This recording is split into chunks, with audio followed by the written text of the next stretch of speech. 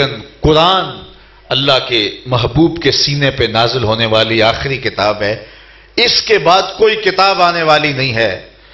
دروازہ نبوت کا بند کر دیا گیا، ختم نبوت کی مہر لگ گئی۔ اب اگر اس کتاب میں بھی تحریف راہ پا جاتی ہے تو قیامت تک آنے والی مخلوق ہدایت اور روشنی کہاں سے لے گی؟ اور وہ اللہ کی بارگاہ میں حجت کرے گی، میرے پاس تو کوئی چشمہ صافی نہیں تھا، میرے پاس تو کوئی ایسا نسخہ نور ہے ہی نہیں تھا جس سے میں زندگی کی راہیں تلاش کر سکتا۔ تو ان کی حجت تمام کر دی، قیامت تک کے لیے کتاب کو اصل زبان میں، اصل صورت میں اور اصل مفہوم کے ساتھ اور اس کی زیر زبر کے تغیر کے بغیر باقی رکھا، تاکہ کوئی یہ کہہ نہ سکے کہ میرے پاس نور اور اجالا اور روشنی نہیں پہنچی۔ تو یہ کتاب اپنے اصل رنگ میں، اصل آہنگ میں اور اپنی اصل لغت اور زبان کے اندر آج بھی دنیا کے اوپر باقی ہے، تاکہ قیامت تک آنے والی انسانیت اس کتاب سے زندگی، روشنی اور نور پا کر کے اپنے اندھیرے اندر کے اور ظلمتیں مٹا سکے۔ تو اس کا یہ چوتھا حق تھا کہ اس پر عمل کر کے اپنی زندگی کو روشن کیا جائے۔ قرآن مجید ترغیب بھی دیتا ہے، قرآن مجید ترہیب بھی دیتا ہے، یہ قرآن مجید کے مضمون ہیں۔ دیکھیے، لوگوں کو قریب لانے کے لیے یا ترغیب ہوتی ہے یا ترہیب ہوتی ہے، یعنی یا ڈرایا جاتا ہے، تنذیر کی جاتی ہے، اور یا پھر ان کو تحریص دلائی جاتی ہے، لالچ دے کے کسی کو قریب کیا جاتا ہے، یا پھر کسی کو جو ہے وہ خوف دے کر کے قریب دیا جاتا ہے۔ قرآن مجید نے یہ دونوں اسلوب اختیار کیے۔ قرآن مجید کی زیادہ تر آیات جو ہیں وہ ترغیب اور ترہیب پر مشتمل ہیں۔ اگر 2 رکوع آپ روزانہ قرآن مجید کی تلاوت کا معمول بنا لیں گے تو آپ کو 2 رکوع میں روزانہ کی بنیاد پر ترغیب بھی ملے گی، ترہیب بھی ملے گی، یعنی جنت کی تحریص دلائی جائے گی اور جہنم کا ڈر دیا جائے گا۔ جنت کے نقشے بیان ہوں گے اور جنت کے اندر بہتی نہریں، پھوٹتے جھرنے، اور وہاں کوثر، سلسبیل اور خوبصورت وادیاں اور گھنے سائے اور پکے ہوئے پھل اور موتیوں کے محل، اور وہ سارا جمال نقشہ کھینچتا ہے قرآن، اور دوسری طرف جو ہے وہ بھڑکتے ہوئے شعلے اور مائع غسلین اور وہ ساری کہانیاں جو جہنم کی ہیں قرآن وہ بیان کرتا ہے۔ یہ قرآن کا مزاج ہے۔ اس لیے اگر صرف 2 رکوع روزانہ کی بنیاد پہ سمجھ کر قرآن مجید پڑھنے کا معمول بن جائے تو پھر زندگی تبدیل ہو جاتی ہے، اس لیے کہ قرآن مجید کا جو بنیادی موضوع ہے وہ ہے ہدایت انسانی، اور ہدایت انسانی نصیب ہوتی ہے ترغیب کے ذریعے سے یا ترہیب کے ذریعے سے۔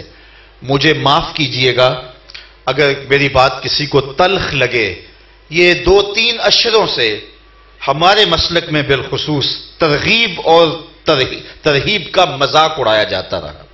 بالخصوص ہماری محافل نعت میں یہ جو بے عمل نعت خواں آئے اور شریعت کے مزاج سے آشنا بھی نہیں تھے، اور ایسے شعراء کے کلام انہوں نے پڑھے کہ جس میں شریعت کا واضح تمسخر اڑایا جاتا تھا، کبھی جنت کا مذاق اور کبھی جہنم کی تحقیر کی جاتی ہے۔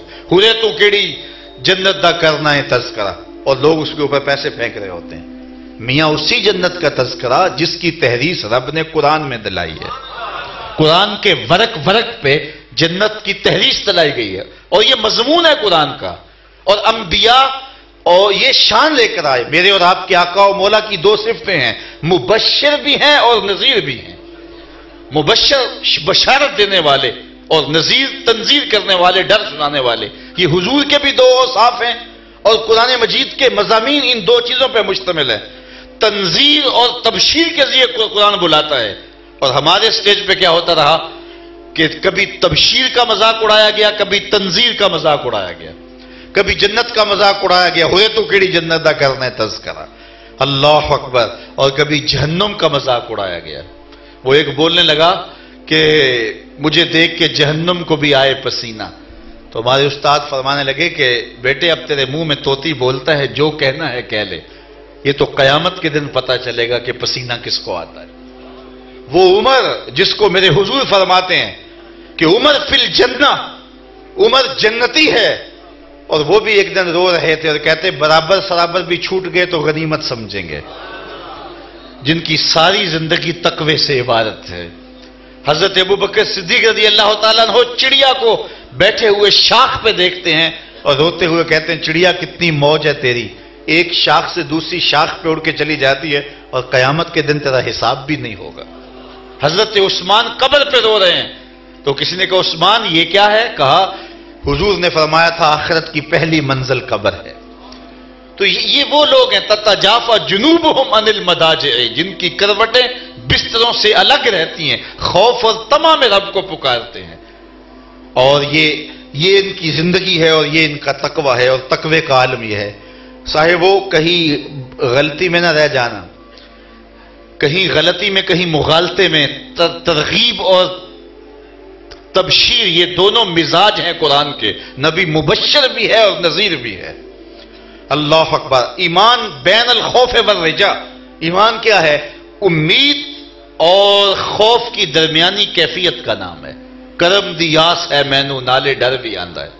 حضرت عمر رضی اللہ تعالیٰ عنہ سے پوچھا گیا، یہ بات جو ہے وہ حضرت شاہ عبد الحق محدث دہلوی علیہ رحمہ نے لکھی کہ حضرت عمر فرماتے ہیں اگر مجھے یہ امید ہو، یہ مجھے پتہ چلے کہ سارے لوگ جہنم میں جائیں گے، ایک آدمی جنت میں جائے گا، تو میں امید رکھوں گا شاید وہ ایک میں ہی ہو جاؤں، اور اگر مجھے پتہ چلے کہ سارے جنت میں جائیں گے ایک جہنم میں جائے گا تو میں ڈرتا ہوں کہیں وہ ایک میں ہی نہ ہو جاؤں۔ تو اس کے درمیان ایمان ہوتا ہے، اور ایمان کی حلاوت پھر بندے کو نصیب ہونا شروع ہو جاتی ہے۔ خوف ہو تو اتنا، امید ہو تو اتنی۔ لیکن جب میں بھی اگر واز کرتا ہوں، اگر میں تنزیر اتنی کر دوں کہ لوگ رحمت سے مایوس ہو جائیں تو میرا جو واز جو ہے اس کا بیلنس نہیں ہوگا، اور اگر میں جو ہے وہ تبشیر اتنی کر دوں کہ لوگ بے خوف ہو جائیں تو پھر بھی میں واز کرنے کا حق نہیں رکھتا، میں اس کو بین کروں گا۔ اور قرآن مجید کے ورق پہ آپ دیکھ لیجئے، جہاں تنزیر آتی ہے ساتھ تبشیر بھی آتی ہے، جہاں تبشیر ہے ساتھ پھر تنزیر بھی آ گئی۔ اس لیے اس طرح قرآن نے بیان کیا ہے تاکہ ایمان جو ہے وہ اس کیفیت میں رہے۔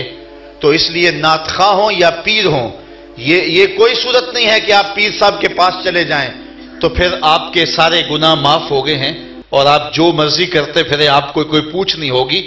یہ پیر صاحب نے اپنے مفاد کے لیے یہ سوچ ڈیولپ کی ہے، اور لوگوں کو جو ہے وہ قریب کرنے کے لیے لوگوں کو یہ لالچ تو دیا ہوگا، لیکن ہم تو پیر اس کو مانتے ہیں جس کی صحبت میں جا کے خوف خدا اور زیادہ بڑھ جاتا ہے۔ اقبال نے کہا تھا تو نے پوچھی ہے امامت کی حقیقت مجھ سے، حق تجھے میری طرح صاحب اسرار کرے، ہے تیرے زمانے کا وہی امام برحق جو تجھے حاضر و موجود سے بیزار کرے، دے کے احساس زیاں تیرا لہو گرما دے، فقر کی سان چڑھا کر تجھے تلوار کرے، موت کے آئینے میں دکھلا کے رخ دوست تیرے لیے زندگی اور بھی دشوار کرے، اور فتنہ ملت بیضا ہے امامت اس کی جو مسلمان کو سلاطین کا پرستار کرے۔